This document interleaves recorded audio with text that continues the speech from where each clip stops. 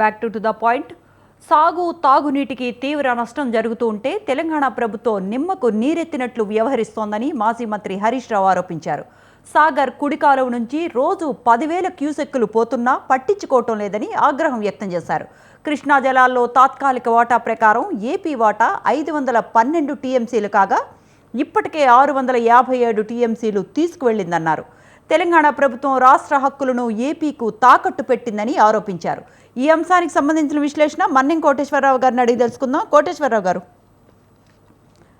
నీటి వివాదాలకు సంబంధించి గడిచినటువంటి బీఆర్ఎస్ ప్రభుత్వ హయాంలో బీజేపీ అదేవిధంగా కాంగ్రెస్ నాయకులు కూడా తెలంగాణ ప్రయోజనాలను తాకట్టు పెట్టిందనేటువంటి విమర్శలు, లేదా ఆంధ్రప్రదేశ్ ఎక్కువ నీటిని వాడుకుంటోంది అనేటువంటి ఆరోపణలు కానీ ఇవన్నీ కూడా వీళ్ళు కూడా గతంలో చేశారు.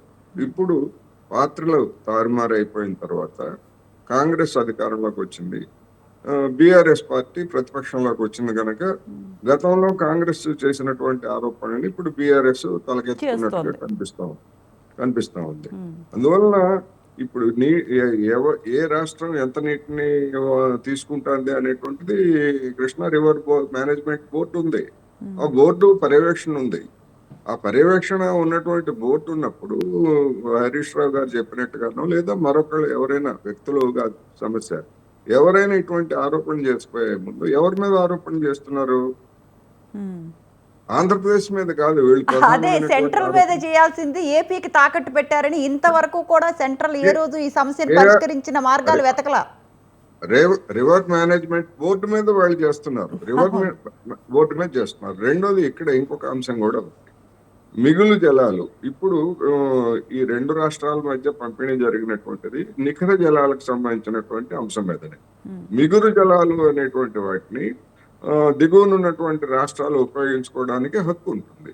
ఆ హక్కు ఉన్నటువంటి మేరకు లేదా వర్షాలు బాగా పడి విపరీతంగా నీరు వచ్చినప్పుడు అదనంగా తెలంగాణ వైపు డ్రా చేసినా లేదా ఆంధ్రప్రదేశ్ వైపు డ్రా చేసినా అదేమి తప్పేమి కాదు. ఎందుకు అంటే ఇన్ని టీఎంసీలు మాత్రమే తీసుకోవాలి అని చెప్పేసి ఆంక్షలు పెట్టేట్లయితే ఆ టీఎంసీలు తీసుకున్న తర్వాత మరి మిగిలినటువంటి నీరంతా సముద్రంలోకి వృధాకపోతే ఎవరికి లాభం? ఏ రాష్ట్రానికి లాభం? రాష్ట్ర రైతాంగానికి లేదా తాగునీటికి అయితే మొత్తం రాష్ట్ర ప్రజానీకాలకి, రెండు రాష్ట్రాల ప్రజానీకానికి నష్టం కదా. అందువల్ల ఈ అంకెలు చెప్పేటప్పుడు, ఈ లెక్కలు చెప్పేటప్పుడు ట్విస్ట్ చేసేటువంటి అవకాశం కూడా ఉంది. అందుకని హరీష్ రావు గారు ఒకవేళ నిజంగా కనుక ఆ విధమైనటువంటి ఆధారాలు ఆయనకు ఉండేట్లయితే రివర్ మేనేజ్మెంట్ బోర్డుకి ఆయన ఫిర్యాదు చేయాలి. ఫిర్యాదు చేసి అక్కడ దాన్ని కేసు కట్ చేయాలి. అందుకని ఇవంతా కూడా చూస్తుంటే ఏంటంటే ఒక రాజకీయ పరమైనటువంటి ఆరోపణల భాగంగానే ఉన్నాయి. ఇప్పుడు ఇది ఈ తాత్కాలికమైనటువంటి విభజనే. ఈ తాత్కాలికమైనటువంటి విభజన అనేటువంటిది దీనికి శాశ్వత పరిష్కారం ఎప్పుడు వస్తుంది? ట్రిబ్యునల్ లేదా ట్రిబ్యునల్ కి సంబంధించిన తీర్పు రావాలి. ఆ తీర్పు వచ్చిన తర్వాత దాన్ని రెండు రాష్ట్రాలు ఆమోదించాలి. ఆమోదించకపోతే మళ్ళా కేసు మొదటికే వస్తుంది. ఈ ట్రిబ్యునల్ తీర్పుని మేము అంగీకరించాం, మాకు అన్యాయం జరిగిందని చెప్పేసి అటు ఆంధ్రప్రదేశ్ అన్నా లేదా ఇటు తెలంగాణ అన్నప్పటికీ అది మళ్ళా వివాదంలో పడుతుంది. మనం చూస్తున్నాం కావేరీ జలాల వివాదం కర్ణాటక తమిళనాడు మధ్య ఎన్ని దశాబ్దాలుగా సాగుతా ఉందో.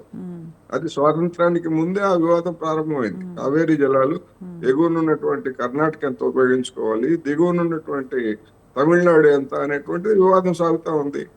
అందువల్ల ఈ నీటి వివాదాలు అనేటువంటివి ఒక రోజులోనో ఒక సంవత్సరంలోనో పరిష్కారం అయ్యేటువంటివి కాదు.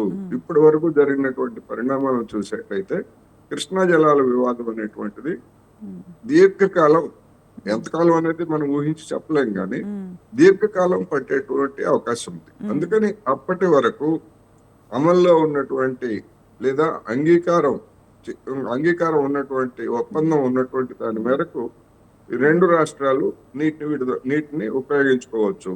సమస్య ఎప్పుడు వస్తుంది? సమస్య నీరు విపరీతంగా ఉన్నప్పుడు లేదా ఎక్కువగా ఉన్నప్పుడు సమస్య రాదు. కొరతగా ఉన్నప్పుడు మాత్రమే సమస్య వస్తుంది. ఆ కొరతగా ఉన్నప్పుడు గతంలో తీసుకున్నటువంటి నీటిని లెక్కలన్నీ ఉంటాయి. ఇప్పుడున్నటువంటి నీటి నిల్వలు ఎంత అనేటువంటివి ఉంటాయి కనుక ఆ మేరకు కృష్ణా రివర్ మేనేజ్మెంట్ బోర్డు ఏ రాష్ట్రానికి ఎంత నీటిని విడుదల చేయాలో ఆ మేరకే చేస్తుంది తప్ప ఎవరో అక్రమంగా అర్ధరాత్రి పూట అపరాత్రి పూట రహస్యంగా తొలగిపోయేటువంటిది కాదు అనేది మనం గమనించాలి. అంటే కోటేశ్వరరావు గారు, విభజన టైంలో చాలా సమస్యలు చాలా ఉన్నాయి. ఈ జల సమస్య అంటే గోదావరి కృష్ణా జలాల పంపిణీ, ఈ ఈ సమస్య చాలా పెద్దగా ఉంది. రెండు రాష్ట్రాల ముఖ్యమంత్రులు చాలాసార్లు ఈ సమస్యల పరిష్కారానికి చాలాసార్లు ప్రయత్నించినా ఇంకా ఈ వివాదం ఇలానే కొనసాగుతూ ఉండటానికి కారణం ఏంటండి? అంటే నీటి వివాదాలు అనేటువంటివి అంతర్జాతీయ నీటి న్యాయం, అది దానికి అనుగుణంగానే భారతదేశంలో కూడా నీటి చట్టాలు న్యాయాలు కూడా ఇవన్నీ ఉంటాయి. ఇప్పుడు రాష్ట్రాలు విభజన లేకపోతే కొత్త రాష్ట్రాల ఏర్పాటు అనేటువంటిది దానికిను నదులు ఏర్పడటానికి సంబంధం లేదు. ఎందుకంటే ఈ రాష్ట్రాలతోనే మన దేశంతో సంబంధం లేనటువంటి ఎప్పుడో పుట్టినటువంటి నదులు అవి సహజంగా పారుతాయి, సముద్రాల్లో కలుస్తాయి. ఈ రాష్ట్రాలు లేకపోతే జిల్లాలు ఇవన్నీ కూడా ప్రాజెక్టులు అనేటువంటివి తర్వాత మనం కట్టుకున్నటువంటివి, ఏర్పాటు చేసుకున్నటువంటివి. అందుకని దీనికి కూడా మామూలుగా సాధారణంగా నీటి న్యాయం చెప్పేది ఏంటంటే ముందు ప్రాజెక్టులు కట్టుకున్నటువంటి వాటికి మొదటి ప్రాధాన్యత ఇవ్వాలి, తర్వాత కట్టినటువంటి వాటికి తర్వాత నీటి కేటాయింపు అనేటువంటిది నీటి న్యాయంలో ఒక సాధారణమైనటువంటి సూత్రం. ఆ విధంగా చూసుకున్నప్పుడు ఉమ్మడి రాష్ట్రంలో కావచ్చు లేదా ఉమ్మడి రాష్ట్రం ఏర్పడటానికి ముందు కృష్ణా నది మీద నిర్మించినటువంటి ప్రాజెక్టులు కావచ్చు, అది తమిళనాడు కావచ్చు, కేరళ, కర్ణాటక కావచ్చు లేదా మహారాష్ట్ర కావచ్చు. ఎందుకంటే స్వాతంత్రం వచ్చిన తర్వాతనే కదా భాషా ప్రాతిపదిక మీద రాష్ట్రాలుగా ఏర్పడింది. ఒకనాడు మెడ్రాస్ ప్రావిన్స్ లో ఆంధ్ర ప్రాంతం ఉన్నది, కర్ణాటక ప్రాంతం ఉంది, కేరళ ప్రాంతం ఉన్నాయి, ఇవన్నీ ఉన్నాయి.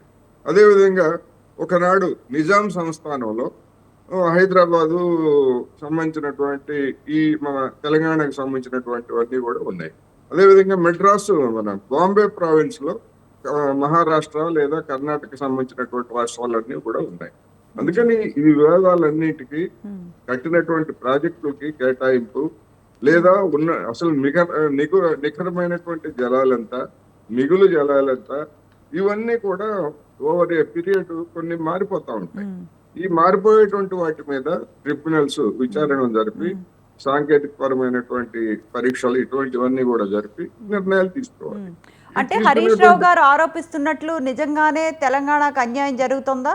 అంటే ఇప్పుడు రేవంత్ రెడ్డి గారు ఏపీకి తాకట్టు పెట్టేశారు అని కొన్ని వ్యాఖ్యలు చేశారు. ఇవన్నీ పక్కన పెడితే తెలంగాణకు అన్యాయం జరుగుతోందా? తెలంగాణకు అన్యాయం జరుగుతా ఉందా అనేటువంటిది ఇప్పుడు తెలంగాణ రాష్ట్ర ఏర్పాటు ఆందోళనలోనే ఈ నీటి సమస్య ఒకటి.